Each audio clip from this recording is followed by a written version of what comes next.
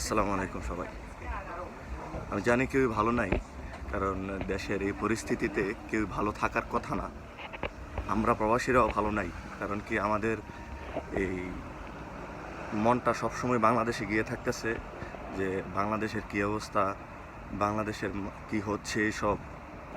আর সারাদিন এত কাজের মাঝখানেও একটু পর পরই মোবাইলটা দেখতেছি যে কী অবস্থা বাংলাদেশের, কতজন মারা যাচ্ছে। এগুলা আমাদের কষ্ট লাগে ভাই।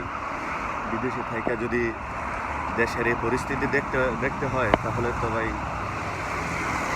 কিছু করার নাই। আমরা শুধু চেয়ে চেয়ে দেখতেছি আর দোয়া করতেছি যেন এটা যেন থামে আপাতত, যেন এই রক্ত ঝরাঝরি এগুলো যত থামে। আমরা এখন 1971-এ নাই, 2024-এ আসছি। এই আমার কি বলবো ভাই, বলার ভাষা আমি হারিয়ে ফেলছি। আর বিশেষ করে আমার এক বড় ভাই কালকে একটা পোস্ট করছে, তার ফেসবুক পেজ খাইয়ে দিতেছেন ভাই। সমস্যা নাই, একটা পেজ যাবো সবাই ভাই আন্দোলনের। আপনারা সবাই শরিক হন, আপনারা সবাই বেশি বেশি করে পোস্ট করেন। বাংলাদেশের নেটওয়ার্ক সিস্টেম সব বন্ধ করে দিয়েছে।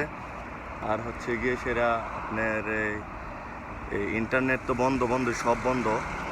আমরা কোনো খোঁজখবর পাচ্ছি না আজকে কী খবর, আজকের কি অবস্থা বাংলাদেশের, আমরা কোনো খোঁজখবর পাইতেছি না। তো সবাই বেশি বেশি করে বাংলাদেশের জন্য দোয়া করেন।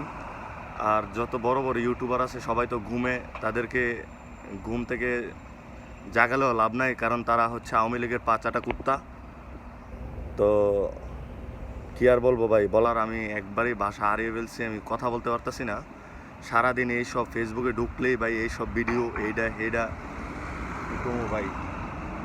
তো সবাই ভাই বাংলাদেশের জন্য দোয়া করেন। আমরা যারা প্রবাসীরা আছি সবাই বেশি বেশি করে হ্যাশট্যাগ করেন, এই আর কি। তো সবাই দোয়া করেন, এছাড়া তো আর কিছু করার নেই। আমরা প্রবাসীরা দেখা বাদ দিয়া শুধু দেখতে পারবো আর দোয়া করতে পারবো। সবাই দোয়া করবেন। আসসালামু আলাইকুম।